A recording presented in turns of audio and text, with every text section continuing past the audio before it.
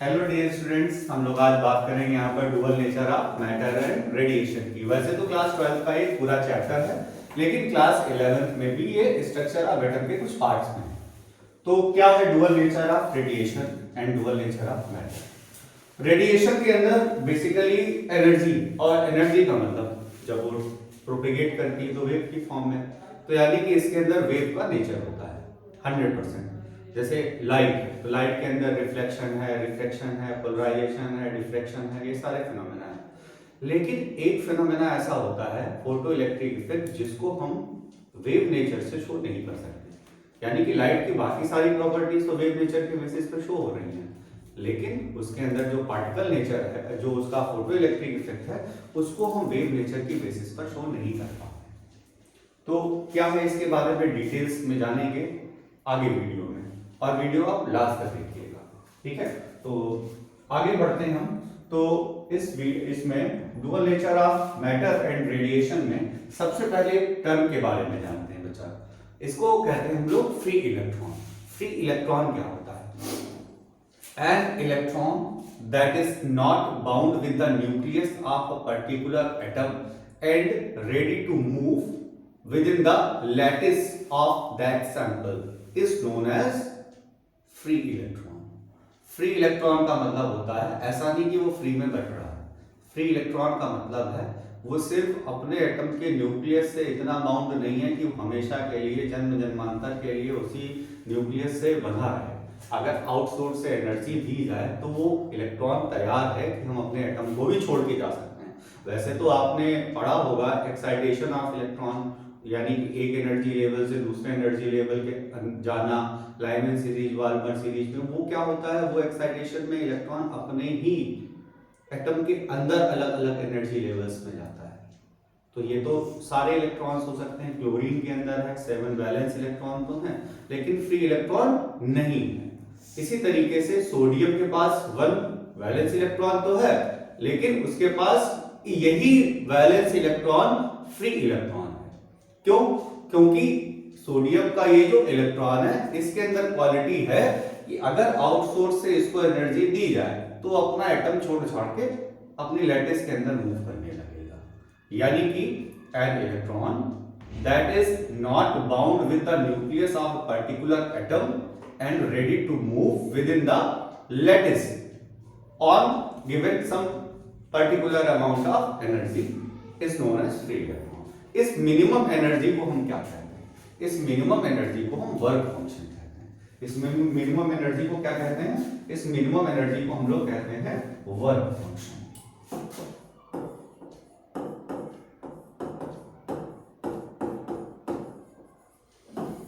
Suppose करो कि आपको कोई काम कराना है किसी से, और उस काम को कराने के लिए आपने कहा भाई जो आपका डायलॉग है 150 रुपया देगा इस तरीके से। तो 150 रुपए आपने उसको कहा कि 150 रुपया देगा टाइप में। तो वहां पर उस 150 रुपए देने से, ये फेमस डायलॉग है, बच्चे आजकल बोलते हैं ना 150 रुपया देगा। तो बच्चे ने 150 रुपया के लिए बोला, तो उसने कहा इलेक्ट्रॉन नहीं निकला। हमने कहा, हमने और एनर्जी दी, हमने कहा 250 रुपया देगा। यानी कि इलेक्ट्रॉन वहां पर क्या हुआ, इलेक्ट्रॉन वहां पर नहीं निकला, हमने और एनर्जी बढ़ाई। एक टाइम ऐसा आएगा जब वो इलेक्ट्रॉन अपने एटम को छोड़ के तैयार हो जाएगा, अपने एटम को छोड़ के आगे जाने को तैयार हो जाएगा। उसको हम लोग क्या कहेंगे? उसको हम लोग बोलेंगे वर्क फंक्शन। यानी कि the minimum amount of energy required by electron to just leave the atom is known as its work function. और लीव करके कहां आ जाएंगे? सरफेस पे।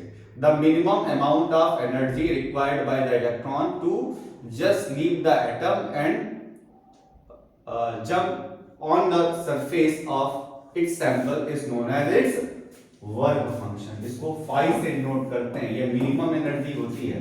इस एनर्जी से कम एनर्जी देने पर इलेक्ट्रॉन नहीं निकलेगा, इस एनर्जी के बराबर एनर्जी देने पर इलेक्ट्रॉन निकलेगा, अपने लैटिस के सरफेस पे आएगा।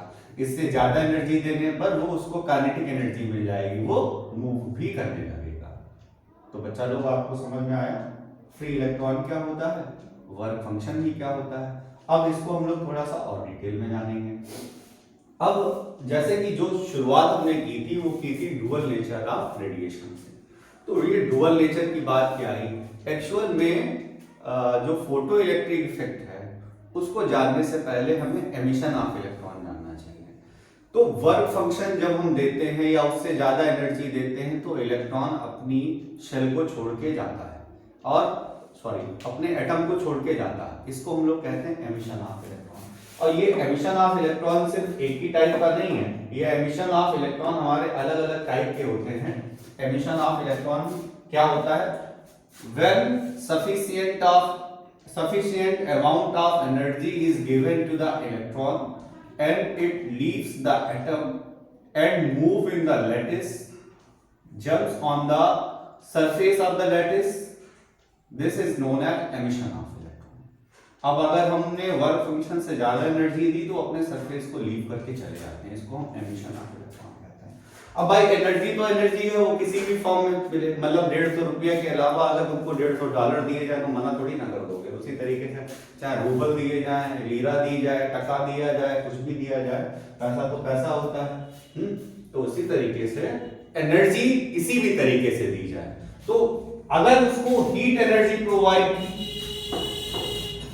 हमने कहा था मिनिमम एनर्जी, वो मिनिमम एनर्जी अगर हीट एनर्जी की फॉर्म में है, अगर जो उसको एनर्जी हमने दी वो एनर्जी हमारी हीट एनर्जी है, तो इस टाइप के एमिशन को हम लोग बोलेंगे थर्माइनिक एमिशन। क्या बोलेंगे, थर्माइनिक एमिशन।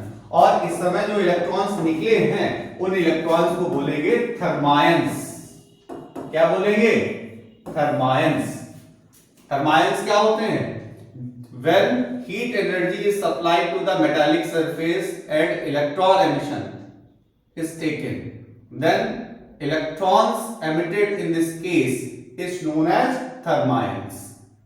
ओके, यानी कि अगर हमने हीट एनर्जी दी, क्योंकि इलेक्ट्रॉन तो घूम ही रहा था कि उसको मिनिमम अमाउंट ऑफ एनर्जी मिल जाए, क्योंकि वो इलेक्ट्रॉन कैसा है, फ्री इलेक्ट्रॉन, वो चाह रहा है कि उसको कहीं पर एनर्जी मिले जिससे कि वो अपने न्यूक्लियस से, अपने एटम से बाउंड तो थे नहीं, वो उसको छोड़ के वो चले जाएं, अपनी लैटिस के अंदर मूव करते हुए सरफेस पे आ जाए।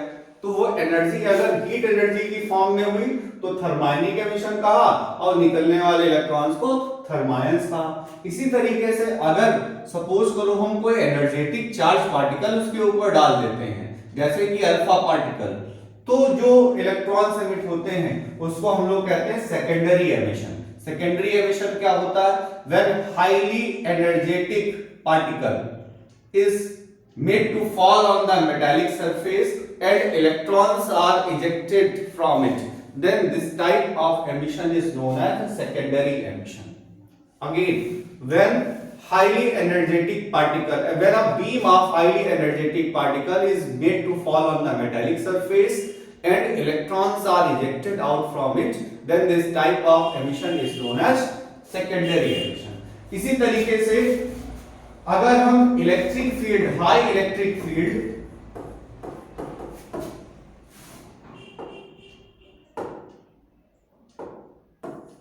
हाई इलेक्ट्रिक फील्ड, ज्यादा नहीं, 10 to the power 7 वोल्ट पर मीटर, ठीक है, इतनी इलेक्ट्रिक फील्ड अप्रॉक्स में या इससे ज्यादा फील्ड अगर हमने प्रोवाइड की और इलेक्ट्रॉन निकले तो हम लोग इस टाइप के एमिशन को क्या बोलेंगे, field emission. when metallic surface is placed in a very strong electric field, approximate 10 to the power 7 or 10 to the power 8 volt per meter, and electrons are ejected out from the metallic surface, then this type of emission is known as field emission. उसके बाद आपका favourite topic photoelectric emission.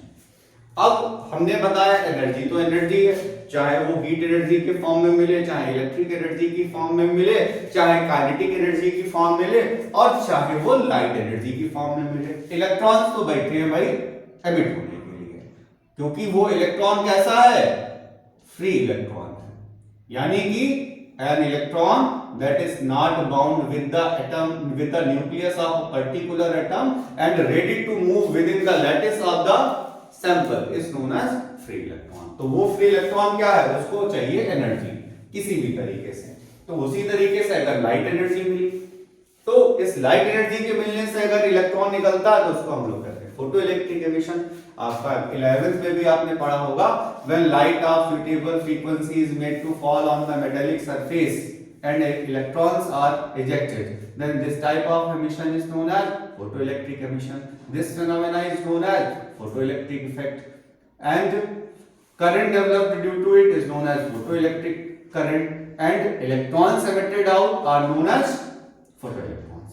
ठीक है, तो ये जो photoelectric emission हुआ, अब इसके बारे में बात चली कि भाई अगर फोटो इलेक्ट्रिक एमिशन हुआ, इसको फोटो इलेक्ट्रिक इफेक्ट कहा गया, तो इसमें कहा गया लाइट का वेव नेचर नहीं शो होता है। अब लाइट का वेव नेचर कैसे नहीं शो होता है, तो उसके बारे में हम लोग कुछ बात करते हैं। पहले चलती थी हमारी क्लासिकल फिजिक्स। अब क्लासिकल फिजिक्स का क्या कहना है? क्लासिकल फिजिक्स का ये कहना था कि अगर वेव किसी पर्टिकुलर सैंपल को कुछ एनर्जी देता है, तो उस सैंपल के सारे पार्टिकल्स में वो एनर्जी इक्वली डिस्ट्रीब्यूट होती है। जैसे कि सपोज करें कि आपका बैच 40 स्टूडेंट्स का बैच है, अब उस 40 स्टूडेंट्स के बैच के लिए मंगाया गया एक समोसा। तो क्लासिकल फिजिक्स क्या कहती है? क्लासिकल फिजिक्स ये कहती है कि इस एक समोसे को 40 बच्चों में इक्वली डिवाइड कर दो। तो अब बताओ कि इस एक समोसे को 40 बच्चों में अगर हम इक्वली डिवाइड करेंगे तो शायद उस समोसे का टेस्ट आप नहीं बता पाएंगे, इतना कम अमाउंट मिलेगी। उसी तरीके से अगर क्लासिकल फिजिक्स के हिसाब से किसी मेटालिक सरफेस पे अगर हम लाइट एनर्जी डालें, अब सोचो कि अगर हमारे पास में 23 ग्राम सोडियम था, यानी कि उसके पास 6.022 10 की पावर 23 फ्री इलेक्ट्रॉन्स थे। अब हमने इसके ऊपर लाइट डाली, अब सपोज करो हमने जो लाइट डाली इसके पास वो 5000 एंगस्ट्रॉम वेवलेंथ वाली थी, तो एनर्जी निकाली E = hc/लैम्डा। h का मतलब 6.626 into 5000 into 10 की पावर -10, यानी कि 5 into 10 की पावर -7। ये हमारा किसकी जगह पे हो जाएगा? ये हमारा हो जाएगा c की जगह रखा 3 into 10 की पावर 3 into 10 की पावर 8, h की वैल्यू पुटअप की, h है 6.626 10 की पावर -34, c है 3 into 10 की पावर 8 और लैम्डा कितना है 5000 एंगस्ट्रॉम, मतलब 5 into 10 की पावर -7। अब अगर इसको हम लोग सॉल्व करते हैं तो सॉल्व करने पर हमारा आंसर आ जाएगा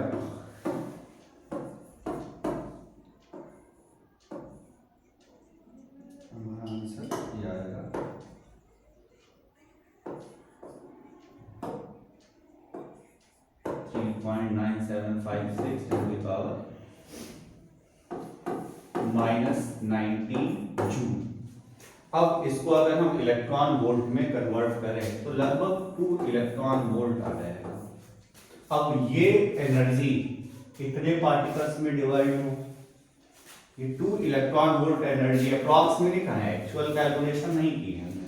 अब ये 2 इलेक्ट्रॉन वोल्ट एनर्जी अगर इतने पार्टिकल्स में डिवाइड हो जाए तो हर एक एटम को क्या इतनी एनर्जी मिलेगी, हर एक इलेक्ट्रॉन को क्या इतनी एनर्जी मिलेगी कि वो अपनी शेल को छोड़ के जा सके? नहीं मिल पाएगी, यानी कि इलेक्ट्रॉन्स नहीं निकलेंगे। लेकिन भाई हमारे पास एक साइंटिस्ट थे जिनका नाम था हर्ट्ज, और उन्होंने ये एक्सपेरिमेंट करके दिखाया, उन्होंने प्रैक्टिकली करके दिखाया कि इलेक्ट्रॉन्स तो निकलते हैं। अब अगर इलेक्ट्रॉन्स निकलते हैं तो इसका मतलब ये हुआ, अगर ये डायग्राम क्लियर नहीं हो रहा थोड़ी सी ब्राइटनेस कम कर दें जिससे कि ये डायग्राम आपका ये क्लियर दिखेगा। ओके, तो हाँ, तो हर्ट्ज नाम के एक साइंटिस्ट थे जो क्लासिकल फिजिक्स ने कहा था ऐसा नहीं हो पाएगा, तो हर्ट्ज ने तो एक्सपेरिमेंट करके दिखा दिया। तो हर्ट्ज ने जब अपना एक्सपेरिमेंट करके बताया तो इसका मतलब कहीं ना कहीं क्लासिकल फिजिक्स गलत हो गई। तो आई क्वांटम फिजिक्स। अब क्वांटम फिजिक्स में क्या आया? क्वांटम फिजिक्स में यह आया कि एनर्जी जब देंगे जिसके ऊपर वो एनर्जी पड़ी वो पर्टिकुलर एटम ही मिलेगा, मतलब वही एक समोसा आया क्लास में, उछाला गया और जिसने सबसे पहले पकड़ लिया उसी को मिला, उसी ने खाया। तो उस तरीके से क्वांटम फिजिक्स के हिसाब से जो एनर्जी होती है वो सारे एटम्स में इक्वली डिवाइड नहीं होती, वो एनर्जी कंटिन्यूसली मिलती है और एटम बाय एटम वो एनर्जी वहां पर गेन करते हैं, अपने इलेक्ट्रॉन्स को देते हैं। इलेक्ट्रॉन को अगर वो एनर्जी एक सफिशिएंट एनर्जी से के बराबर या ज्यादा मिलती है तो वो इलेक्ट्रॉन जो है वो वहां से निकल जाते हैं।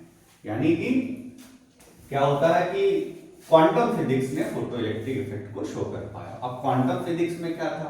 क्वांटम फिजिक्स में कहा गया कि electromagnetic radiations travel in the form of small energy packets and these energy packets are known as quanta. In the case of visual lights these quanta are known as photon. Connection समझ में आया कि पहले हमने कहा emission बताया, पहले हमने एमिशन अलग अलग टाइप के बताए, फिर हमने आपको बताया कि फोटोइलेक्ट्रिक एमिशन भी होता है, फिर हर्ट्ज ने कहा कि हाँ होता तो है, हमने तो प्रैक्टिकली करके दिखाया। लेकिन जब क्लासिकल फिजिक्स के बेसिस पे पूछा गया तो क्लासिकल फिजिक्स ने कहा कि भाई वेव थ्योरी तो इसको एक्सप्लेन नहीं कर पाती है, तो आई क्वांटम फिजिक्स का मतलब है जो पार्टिकल है वही वेव है, जो वेव है उसमें पार्टिकल नेचर है। तो उस नेचर में ये बताया गया, प्लैंक ने बताया कि electromagnetic radiation travels in the form of small energy packets and these energy packets are known as quanta और फोटॉन। ठीक है, फोटॉन को उसको तब कहते हैं जब वो इलेक्ट्रोमैग्नेटिक रेडिएशन विजिबल लाइट हो, वरना तो क्वांटा कहेंगे। Means every photon is a quanta but every quanta is not photon, and energy of these quanta is directly proportional to its frequency। तो E proportional to nu equals to h nu। h क्या होता है? Planck constant होता है, जिसकी calculation हमने आपको करके दिखाई थी।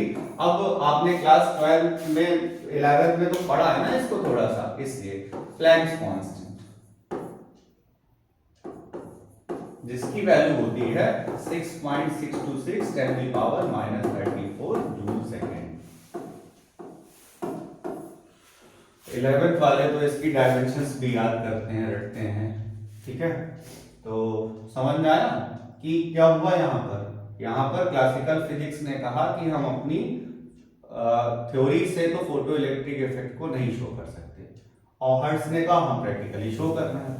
तो वहां पर क्लासिकल फिजिक्स की थ्योरी गलत हुई, तो क्वांटम थ्योरी है। अब क्वांटम थ्योरी में लाइट को जब पार्टिकल नेचर बताया गया तो प्लैंक ने अपनी थ्योरी दी। प्लैंक ने कहा कि जो हमारी इलेक्ट्रोमैग्नेटिक रेडिएशन है वो स्मॉल एनर्जी पैकेट्स में चलते हैं। इन स्मॉल एनर्जी पैकेट्स को हम लोग क्या कहते हैं? इन स्मॉल एनर्जी पैकेट्स को हम लोग क्वांटा कहते हैं। और अगर ये एनर्जी पैकेट्स विजुअल लाइट के हैं तो उनको हम फोटॉन कहेंगे। तो ये उन्होंने अपना रिलेशन वगैरह। अब आते हैं हम अपने इस एक्सपेरिमेंट पे। ये एक्सपेरिमेंट इससे रिलेटेड क्वेश्चंस बहुत इंपॉर्टेंट क्वेश्चंस हैं। क्या हुआ कि ये एक सेटअप था, इस सेटअप में अभी हम लोग नीचे का पोर्शन जो है ये अभी नहीं देखेंगे।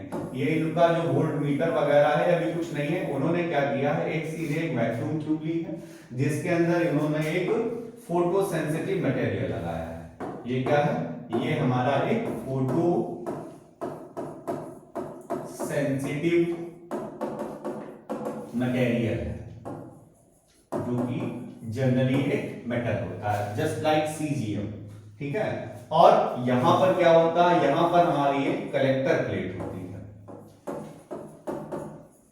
कलेक्टर प्लेट में उन्होंने क्या किया, वहां पर उन्होंने इसको एक थोड़ा सा निगेटिवली चार्ज रखा एक बैटरी के थ्रू, मतलब इतना भी नहीं जिसकी वजह से यहां से इलेक्ट्रॉन निकल आए, इतना भी पोटेंशियल नहीं। अब उन्होंने यहां पर एक माइक्रोमीटर लगाया था और उन्होंने जैसे ही स्विच ऑन किया, और हाँ जो बहुत इंपॉर्टेंट चीज, ये विंडो जो थी वो थी क्वार्ट्ज विंडो। बोर्ड पे ये पूछा जाता है ये क्वार्ट्ज विंडो का क्या रोल था। ये जो विंडो थी ये क्वार्ट्ज विंडो क्यों थी? क्योंकि क्वार्ट्ज जो मटेरियल होता है इसके अंदर क्वालिटी होती है कि लाइट को बिना एब्जॉर्ब किए मैक्सिमम लाइट को आगे ट्रांसफर कर देता है। मैक्सिमम क्या, लगभग 100% लाइट को आगे ट्रांसफर कर देता है, इसलिए क्वार्ट्ज विंडो का यूज किया गया। और यहां से उन्होंने अपनी लाइट डालनी चालू की। ये लाइट इस प्लेट पर आके टकराई। अब टकराई तो उन्होंने एक पर्टिकुलर फ्रीक्वेंसी वाली लाइट डाली और देखा कि हमारा माइक्रोमीटर सेंसेशन करता है कि नहीं करता है। तो माइक्रोमीटर में कोई रीडिंग नहीं आई। जैसा आपको लगता है कि एक्सपेरिमेंट सिर्फ एक दिन में बस सेटअप हुआ, तैयार हो गया, नहीं, साइंटिस्ट लोग उनके लिए सालों साल लगा देते हैं, तब कोई एक्सपेरिमेंट वहां पर उनका सक्सेसफुल हो पाता है। आता है, रिपीटेड होते हैं। तो उन्होंने क्या किया, पहले एक पर्टिकुलर फ्रीक्वेंसी वाला लिया, फिर उन्होंने दोबारा फ्रीक्वेंसी वहां पर उसकी थोड़ी सी बढ़ाई, उन्होंने फिर रीडिंग देखी, उन्होंने कहा माइक्रोमीटर ने कोई रीडिंग नहीं दी। उन्होंने और रीडिंग बढ़ाई, क्योंकि फ्रीक्वेंसी बढ़ाने से क्या हो रहा है, फ्रीक्वेंसी बढ़ाने से एनर्जी बढ़ रही है, तो वो लाइट की फ्रीक्वेंसी को बढ़ाते जा रहे हैं। एक टाइम ऐसा आया, वही जो हमने कहा कि कुछ जो काम 150 रुपए में नहीं हुआ, फिर हमने 250 रुपए में कहा, फिर हमने 350 में कहा, 450 में कहा, 550 में कहा, एक ना एक टाइम तो हो ही गया। तो उसी तरीके से उन्होंने लाइट की फ्रीक्वेंसी को बढ़ाते गए। तो जिस टाइम पर ये फोटो इलेक्ट्रिक एमिशन स्टार्ट हुआ, उस टाइम की फ्रीक्वेंसी को कहा गया थ्रेशोल्ड फ्रीक्वेंसी। क्या कहा गया, थ्रेशोल्ड फ्रीक्वेंसी। ओके, ये थ्रेशोल्ड फ्रीक्वेंसी थी, the minimum frequency below which photoelectric emission can not take place is known as threshold frequency.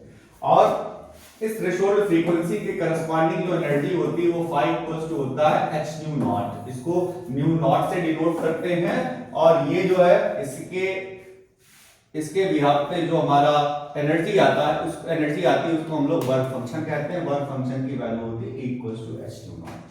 तो हाँ, जैसे कि उन्होंने देखा, अब उन्होंने क्या किया, एनर्जी को और बढ़ाया, मतलब फ्रीक्वेंसी को बढ़ाया। देखो पहले जब उनकी थ्रेशोल्ड फ्रीक्वेंसी से कम फ्रीक्वेंसी थी, तब वहां पर कोई भी रीडिंग नहीं आ रही थी, वो फ्रीक्वेंसी बढ़ाते गए। एक टाइम ऐसा आया जब माइक्रोमीटर से रीडिंग मिल गई हमको। उन्होंने कहा रीडिंग मिल गई, करंट की वैल्यू उन्होंने नोट की, उन्होंने कहा चलो फ्रीक्वेंसी को और बढ़ाते हैं। तो फ्रीक्वेंसी को आगे जब बढ़ाते गए तो उन्होंने देखा कि हमारा जो करंट है, फोटो इलेक्ट्रिक करंट है, उस फोटो इलेक्ट्रिक करंट पे कोई फर्क नहीं पड़ रहा। यानी कि photo electric current is independent of frequency of incident light provided that the frequency is greater than threshold frequency। यानी कि थ्रेशोल्ड फ्रीक्वेंसी से अगर कम हुई तब तो फोटो इलेक्ट्रिक एमिशन होगा ही नहीं, लेकिन अगर फोटो इलेक्ट्रिक एमिशन हुआ थ्रेशोल्ड फ्रीक्वेंसी से ज्यादा फ्रीक्वेंसी, अगर ऐसा हुआ तो उसके बाद में आप फ्रीक्वेंसी चाहे जितनी बढ़ा लीजिए, लेकिन फोटो इलेक्ट्रिक एमिशन पर कोई भी फर्क, फोटो इलेक्ट्रिक करंट में कोई भी फर्क नहीं पड़ेगा। यानी कि अगर हम लोग यहां पर एक ग्राफ बना के देखते हैं, अगर एक ग्राफ बनाएं इसके बीच में, अगर एक ग्राफ बनाते हैं फोटो इलेक्ट्रिक करंट और फ्रीक्वेंसी के बीच में, तो अगर ये फ्रीक्वेंसी गिवन है कि हमारी फ्रीक्वेंसी हमेशा ग्रेटर देन थ्रेशोल्ड फ्रीक्वेंसी है, तो जो हमारे करंट की वैल्यू है वो क्या है, कांस्टेंट। यानी कि I और न्यू के बीच में अगर ग्राफ बनाया जाए कि यहां पर हमारी क्या है, यहां पर हमारा न्यू नॉट है, तो हमारी लाइन कैसी आएगी, एक्स एक्सिस के पैरेलल आएगी। तो इस फैक्ट को आप याद रखें कि photo electric effect is independent of frequency of incident light provided that the frequency is greater than threshold frequency. Okay, अब हम लोग आगे की तरफ बढ़ते हैं। अब उन्होंने क्या कहा, उन्होंने कहा चलो फ्रीक्वेंसी को तो चेंज करके देख रहे हैं, कोई फर्क नहीं पड़ रहा है, लेकिन अब हम इंटेंसिटी को चेंज करते हैं। इंटेंसिटी में क्या था, इंटेंसिटी को जब उन्होंने चेंज किया तो इंटेंसिटी में क्या हुआ कि इंटेंसिटी का मतलब होता है energy received per unit area per unit time. Energy received per unit area per unit time is known as intensity of light. तो उन्होंने अब इंटेंसिटी को बढ़ाया, तो इंटेंसिटी को जब उन्होंने बढ़ाया तो इंटेंसिटी बढ़ाने पर क्या हुआ कि करंट वहां पर बढ़ रहा था। मतलब सोचो, फ्रीक्वेंसी जब कम रखी थी थ्रेशोल्ड फ्रीक्वेंसी से थ्रेशोल्ड, तो वहां पर फोटो इलेक्ट्रिक एमिशन हुआ ही नहीं, लेकिन जैसे ही वो थ्रेशोल्ड फ्रीक्वेंसी के पार हुई तो फ्रीक्वेंसी से कोई लेना देना नहीं। अब उन्होंने इंटेंसिटी को बढ़ाया तो उन्होंने क्या पाया, उन्होंने कहा intensity is photoelectric effect is directly proportional to intensity of light provided that the frequency is greater than threshold frequency। यानी कि ऐसा नहीं है कि इंटेंसिटी तुम चाहे जितनी बढ़ा लो और फोटोइलेक्ट्रिक इफेक्ट हो जाएगा ना, जब तक थ्रेशोल्ड फ्रीक्वेंसी से ज्यादा फ्रीक्वेंसी नहीं होगी तब तक इंटेंसिटी कोई काम नहीं कर पाएगी। लेकिन हाँ, जैसे ही फ्रीक्वेंसी थ्रेशोल्ड फ्रीक्वेंसी से ज्यादा होगी तो इंटेंसिटी के करंट डायरेक्टली प्रोपोर्शनल हो गया। और ये ग्राफ आपका अधिकतर पूछा जाता है। इस ग्राफ में हम लोग देखेंगे कि ये ग्राफ देखेंगे, आपका ग्राफ यहीं पे है। तो लाइट की इंटेंसिटी और फोटो इलेक्ट्रिक करंट में ये ग्राफ आपको दिख रहा होगा। ये कैसा है? डायरेक्टली प्रोपोर्शनल है। लेकिन कंडीशन क्या है?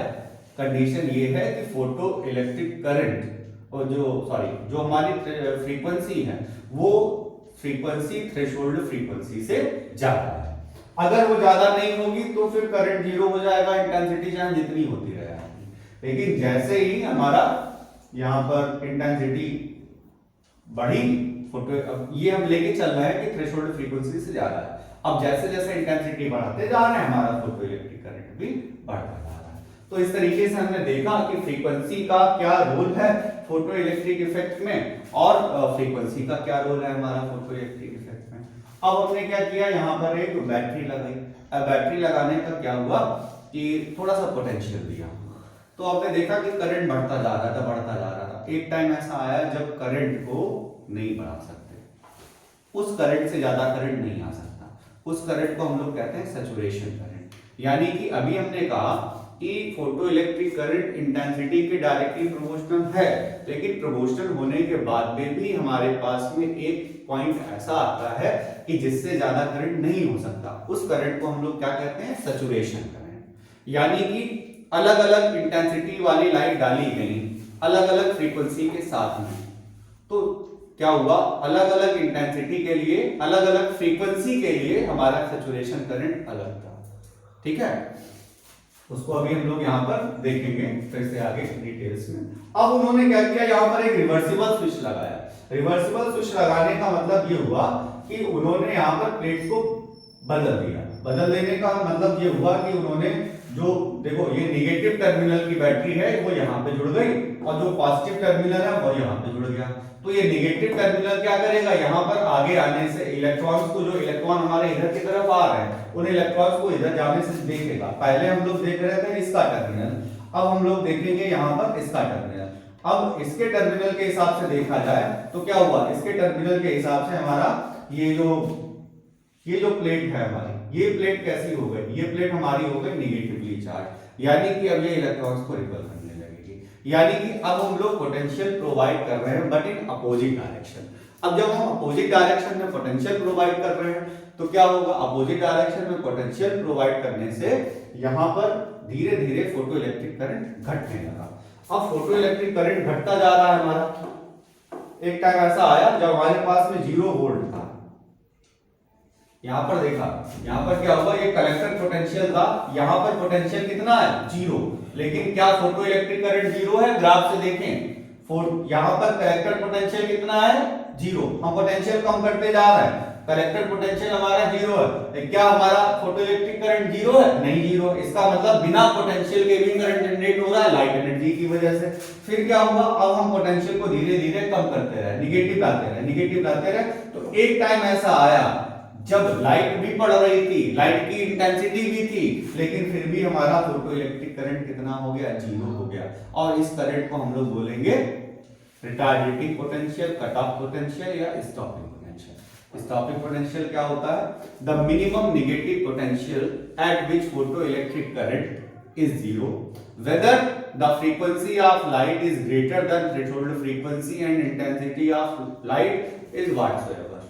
ठीक है, कुछ भी इंटेंसिटी हो, लाइट की फ्रीक्वेंसी थ्रेशोल्ड फ्रीक्वेंसी से ज्यादा हो, लेकिन फिर भी हमने अपना पोटेंशियल ऐसा इतना अप्लाई कर दिया है कि हमारे पास में कि लाइट की जो फोटो इलेक्ट्रिक करंट है वो 0 हो जाए, तो इस पोटेंशियल को हम लोग क्या बोलेंगे, इस पोटेंशियल को हम लोग कट ऑफ पोटेंशियल बोलेंगे या थ्रेशोल्ड पोटेंशियल बोलेंगे या स्टॉपिंग पोटेंशियल बोलेंगे।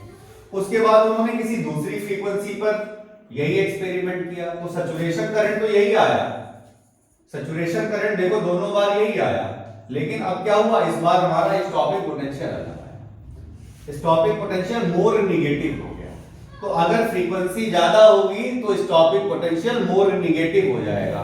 इससे क्या पता चलता है कि स्टॉपिंग पोटेंशियल इंटेंसिटी पे डिपेंड नहीं करता, स्टॉपिंग पोटेंशियल फ्रीक्वेंसी पे डिपेंड करता है। मोर फ्रीक्वेंसी मोर निगेटिव स्टॉपिंग पोटेंशियल। अब यहां पर हम लोग एक बात करते हैं कि मोर बोलते हैं, मोर निगेटिव बोलते हैं, मोर नहीं बोलते हैं, क्योंकि ये पोटेंशियल हमारा निगेटिव होता चला जाता है, समझ में ना। यानी कि more frequency more negative stopping potential. तो समझें कि हमारा फोटो इलेक्ट्रिक करंट लाइट की फ्रीक्वेंसी पे डिपेंड नहीं करता अगर वो फ्रीक्वेंसी थ्रेशोल्ड फ्रीक्वेंसी से ज्यादा है, और हमारा जो फोटो इलेक्ट्रिक करंट है वो इंटेंसिटी पे के डायरेक्टली प्रोपोर्शनल है अगर थ्रेशोल्ड फ्रीक्वेंसी से ज्यादा है, लेकिन फिर भी एक टाइम आने पर वो मैक्सिमम वैल्यू पे पहुंच जाता है जिसको हम लोग सैचुरेशन करंट कहते हैं।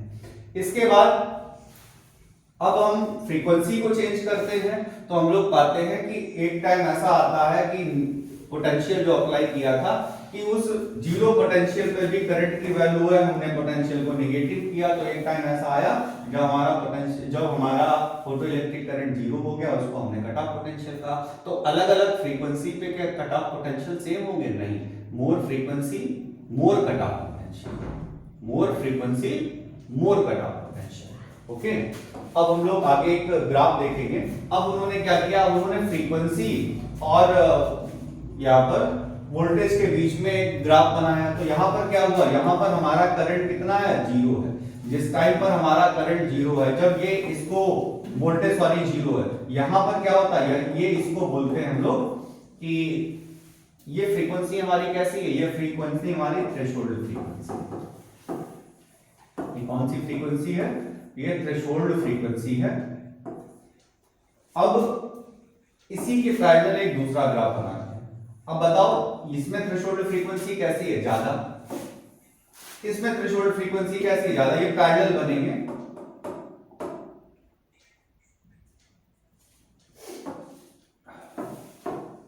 ये पैरेलल ग्राफ बनेंगे आपके।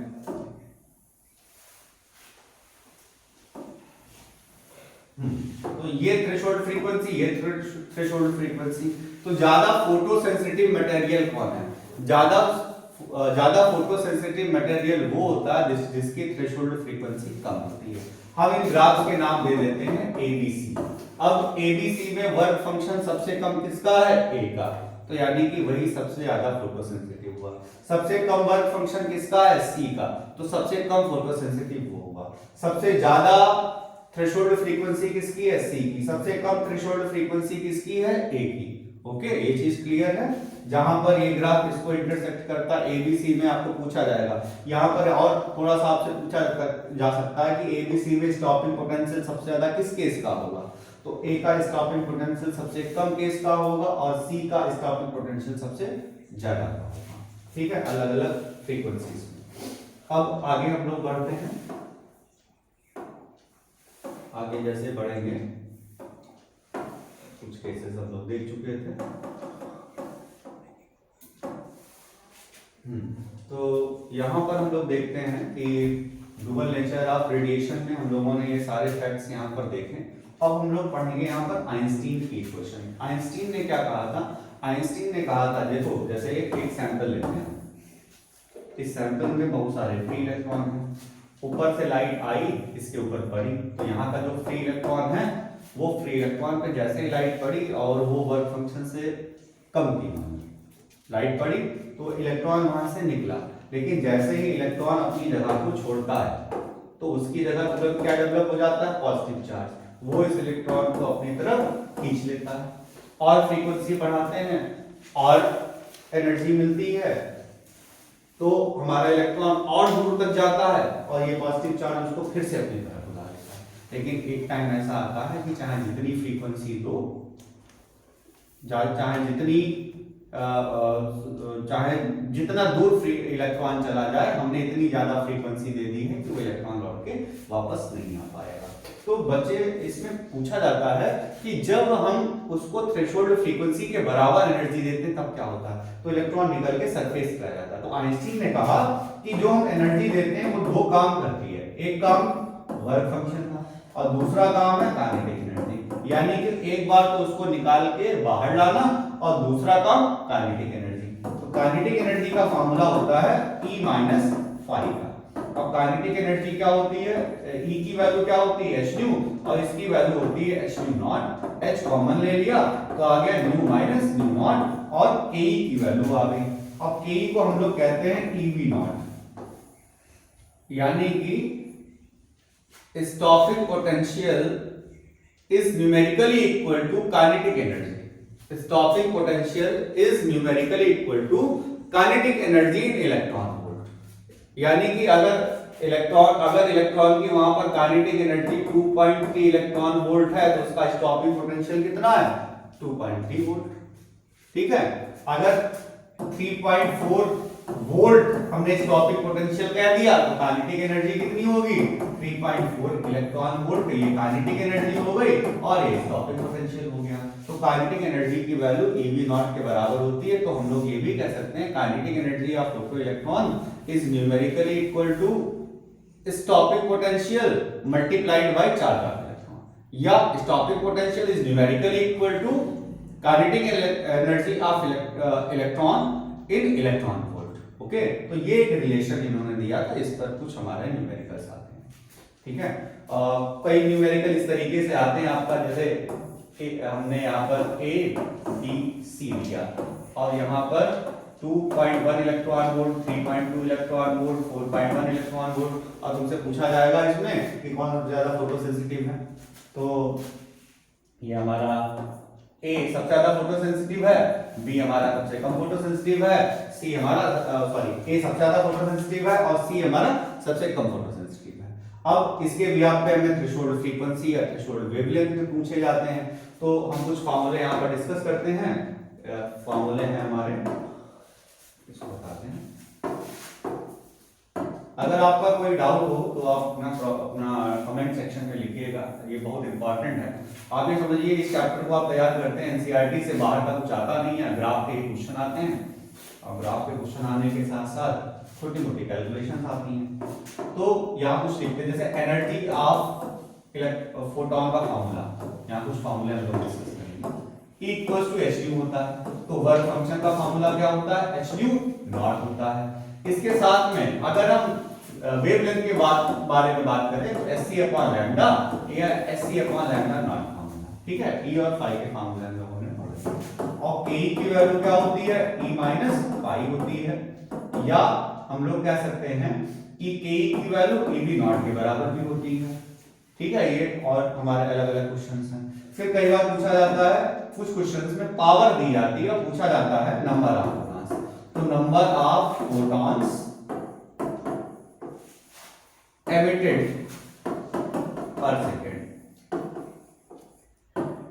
इसकी जो वैल्यू होती है वो होती है पावर अपॉन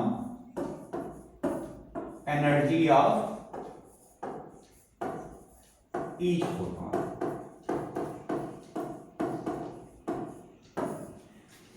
तो एनर्जी ऑफ ईच फोटॉन कहां से निकालेंगे hν से निकाल लेंगे, sc अपॉन लैम्डा से निकाल लेंगे। हम आपको एक पूरा इसका एक चैप्टर का एमसीक्यू प्रैक्टिस भी कराएंगे अलग से। अभी आप इसमें खाली चैप्टर के बेसिक्स को समझते रहिए। ठीक है, अब ये सारी डिटेल्स हम लोगों ने यहाँ पर पढ़ ली हैं। तो एक चीज और आगे देखते हैं, इसको क्या कहते हैं, यहाँ पर कुछ क्वेश्चंस देखेंगे हम लोग, ग्राफ से रिलेटेड आते हैं।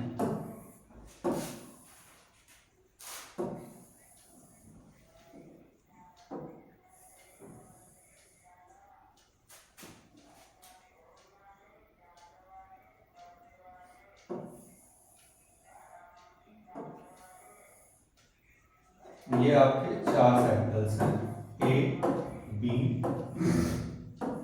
C, D, और ये आपका यहाँ पर दिया गया है स्टॉपिंग पोटेंशियल V1 और यहाँ दिया गया V2। ये इंटेंसिटी है I पर, ये इंटेंसिटी है हमारे पास में I पर। ओके, आपसे पूछा जाता है कि किस पे इंटेंसिटी ज्यादा है। ये हमारा फोटो इलेक्ट्रिक करंट है। सारी चीजें भी इसी ग्राफ से क्लियर हो जाएंगी। फोटो इलेक्ट्रिक करंट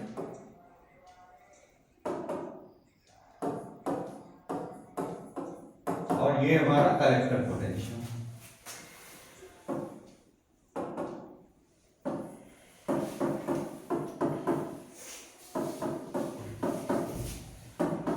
इनके बीच में ग्राफ बनाया गया किस तरीके का।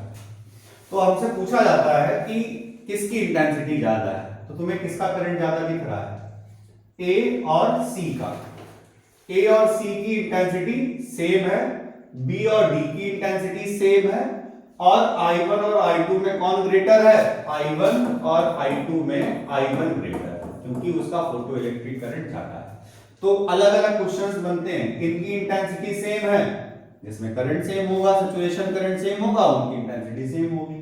तो ए और सी, और किसकी सेम है? बी और डी। ये क्वेश्चंस नीट में भी आते हैं, ध्यान से देखें इनको। तो ए और सी का सैचुरेशन करंट सेम है, इसलिए उनकी इंटेंसिटी सेम है। बी और डी का सैचुरेशन करंट सेम है, उसकी इंटेंसिटी सेम है। जिसका फोटो इलेक्ट्रिक करंट ज्यादा है, उसकी इंटेंसिटी ज्यादा है। अब हमसे पूछा गया किनकी फ्रीक्वेंसी सेम है, तो हमारे पास बी और जिसमें इंटेंसिटी ये जो फ्रीक्वेंसी है यहां से मिल रही है, यानी कि ए और बी में फ्रीक्वेंसी सेम है। जैसे हम देखेंगे इंटेंसिटी सेम वाले, सेम इंटेंसिटी किसमें है?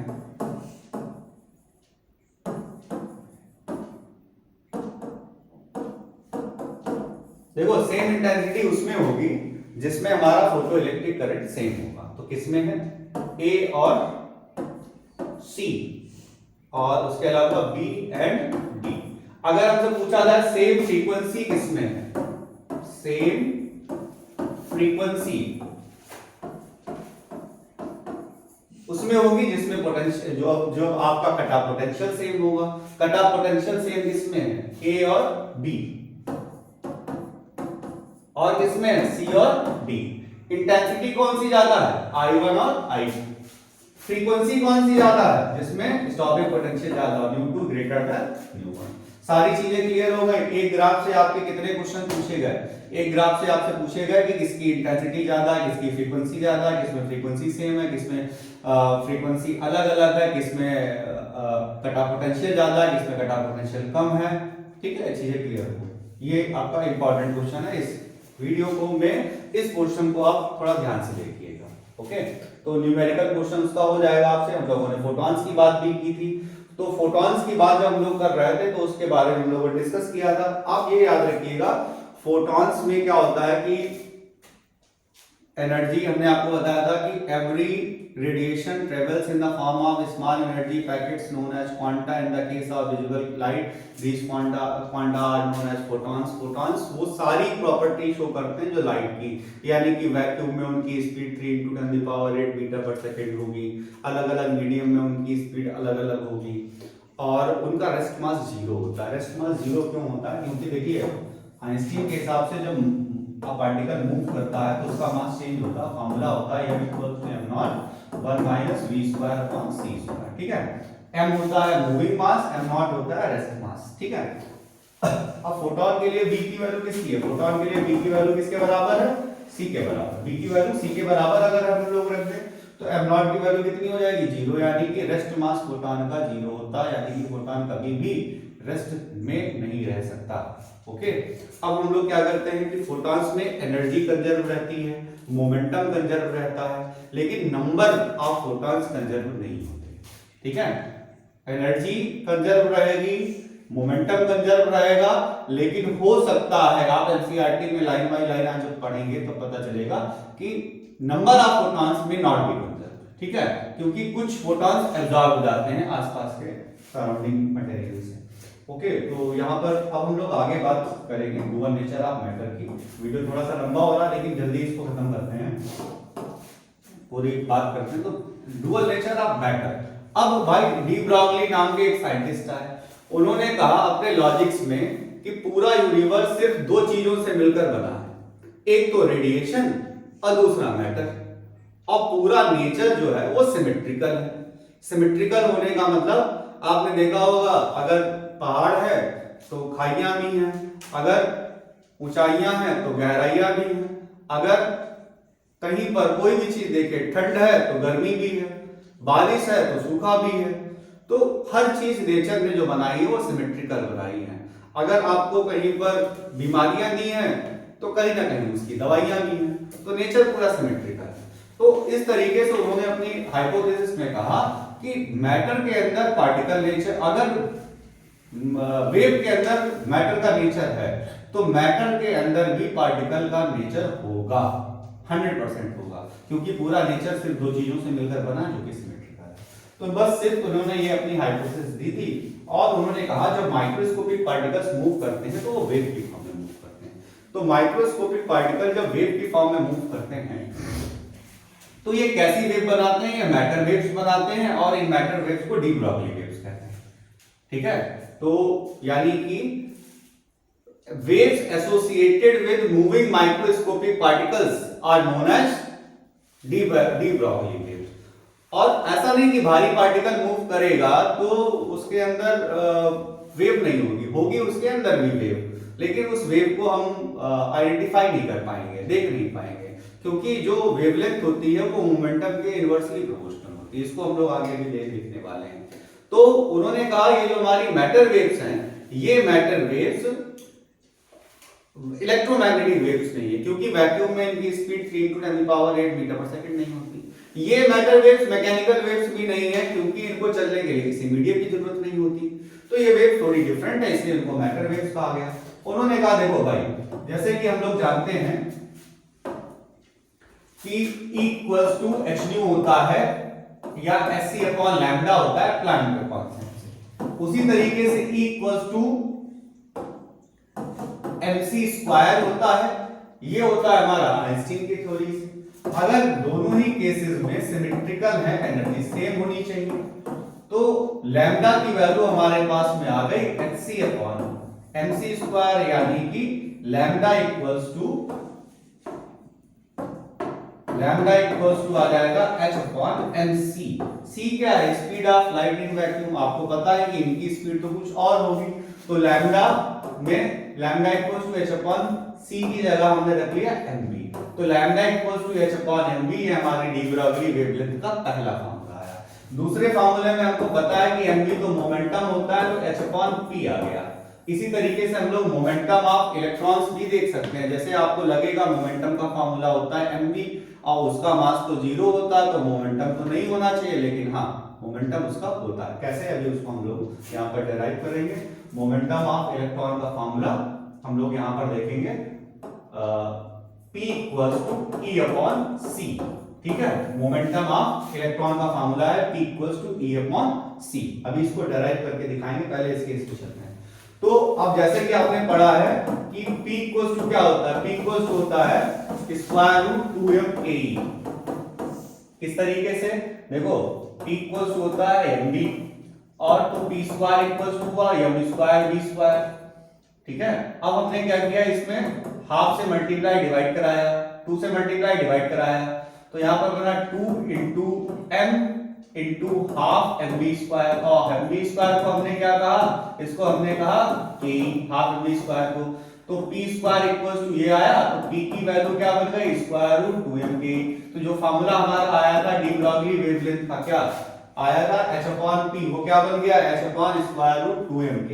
अच्छा, काइनेटिक एनर्जी जो होती है वो मूविंग पार्टिकल को रोकने में जितना वर्क किया जाए उसके बराबर होती है, यानी कि वो वर्क डन के बराबर है, जिसको हम लोग qv कह सकते हैं। तो एक दूसरा फार्मूला आ गया।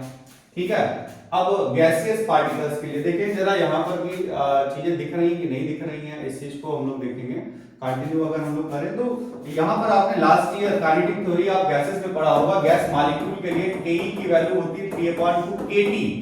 के होता बोल्ट्जमैन कांस्टेंट। तो हम लोग एक और फार्मूला बना सकते हैं, लैम्डा इक्वल्स टू h/√3mkt। यहाँ पर k जो है वो बोल्ट्जमैन कांस्टेंट है, आपके एनसीईआरटी में न्यूमेरिकल दिया गया नाइट्रोजन मॉलिक्यूल वाला।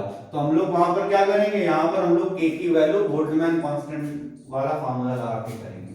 अच्छा, अब अगर हम लोग इलेक्ट्रॉन के लिए जाएं तो इलेक्ट्रॉन के लिए आएगा हमारे पास में कि Q की वैल्यू हो जाएगी E के बराबर, और M की वैल्यू वही हम लोग जानते हैं 9.1 × 10⁻³ E हो गया 1.6 × 10⁻19, और H की वैल्यू 6.626 10⁻34 जूल सेकेंड। तो ये सारी वैल्यूज को पुटअप करने से 12.27/√v हमारा ये एंगस्ट्रॉम में वेवलेंथ आ गई। तो ये कई सारे अलग अलग फार्मूले हैं, यानी कि इलेक्ट्रॉन के लिए अगर आपको सिर्फ पोटेंशियल दिया जाए ये वाला फार्मूला लगाएंगे, अगर हमको कोई अलग चार्ज पार्टिकल दिया गया किसी पोटेंशियल पे तो हम लोग ये फार्मूला लगाएंगे।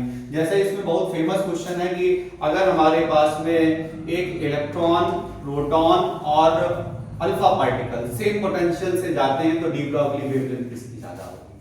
तो उनमें अगर हम लोग देखें तो मास जो है सबसे ज्यादा अल्फा पार्टिकल का ज्यादा है और चार्ज उसका डबल ही है, मास जबकि 4 टाइम है। और ये चीजें क्या है, लैम्डा के इनवर्सली प्रोपोर्शनल है। तो अल्फा पार्टिकल की वेवलेंथ सबसे कम होगी और इलेक्ट्रॉन की वेवलेंथ सबसे ज्यादा होगी क्योंकि उसका मास बहुत कम है, चार्ज के प्रोटॉन के बराबर ही है। बहुत फेमस क्वेश्चन है, आपके बोर्ड में आ सकता है।